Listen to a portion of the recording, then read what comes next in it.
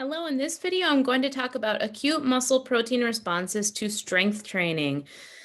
So compensatory overload is also referred to as muscle overload or progressive overload. And it's the idea that we need to exercise at a greater level than usual to cause muscle adaptation. So we need to ask our muscles to do something that they couldn't do before in order to stimulate growth and improvement. So compensatory overload causes both protein synthesis and degradation. So think about like if you are remodeling your kitchen, you can't just add new appliances. You have to first take out the old appliances and then add the new appliances. So generally speaking, there's a greater amount of protein synthesis than there is degradation in response to compensatory overload. Because generally speaking, we are building more muscle tissue, not simply remodeling or replacing the existing muscle tissue. So there's some amount of both happening. Fractional protein synthesis is the incorporation of amino acid precursors into a protein. So we can look at fractional protein synthesis rate, and that's how quickly that's happening. So that happens more quickly in response to certain signaling factors that are taking place in the muscle tissue as a result of strength training. Within 3 hours of strength training, fractional protein synthesis more than doubles and then stays elevated but at a lower level for 48 or more hours. So in studies that look at the fractional protein synthesis rate after strength training, when they're testing at 48 hours after the strength training session, the fractional protein synthesis rate is still elevated. And so it can go on for several days following one single bout of strength training. And then if you're strength training every other day or every day, essentially the fractional protein synthesis would be elevated in those muscles that you're working kind of all the time, because if you strength train again before that rate has lowered again, then you have a new stimulus and it starts all over again. Fractional protein degradation also increases in response to strength training, again, because we have to both break down some proteins in order to be able to build new proteins and add to it, just like taking out the old appliances from the kitchen. MAPK Pathways stands for mitogen activated protein kinase.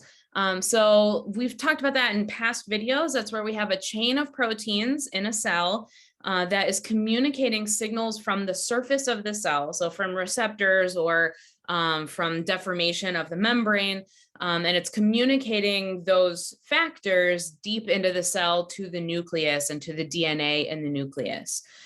So that, again, in strength training is an important role in controlling protein synthesis. So it allows for a faster response in protein synthesis than just normal transcription.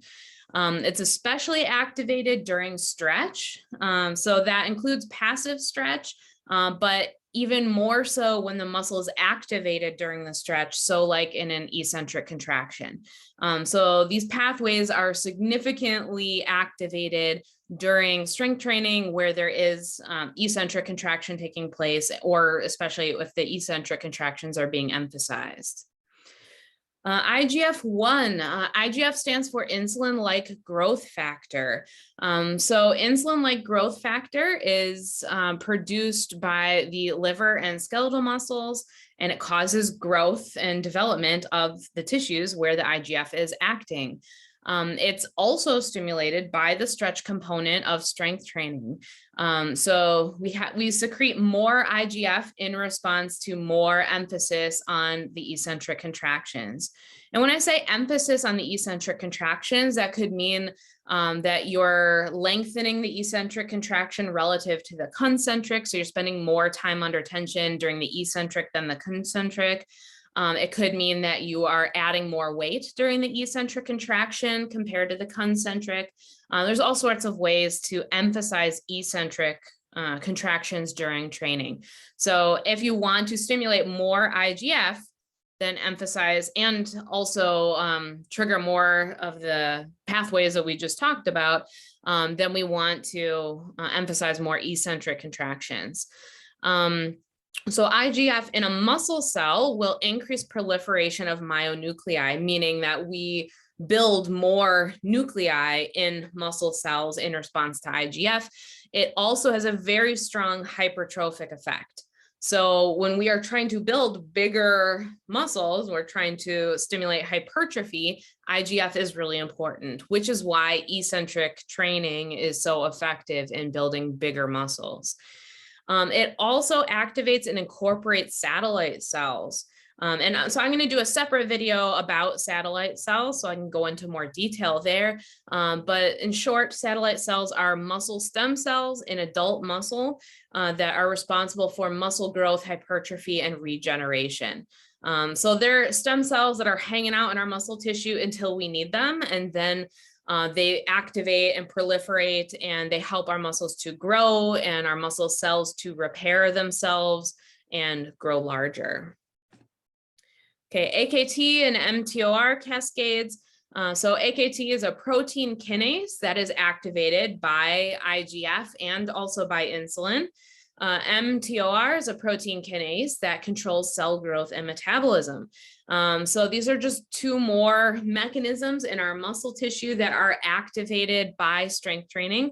And so these are most active starting in the minutes at the end of your strength training session. So after you have stopped the exercise, then these become activated and help to cause growth and increased metabolism in the cell to recover from the strength training. Collagen is, of course, an important protein that we have abundantly in the body.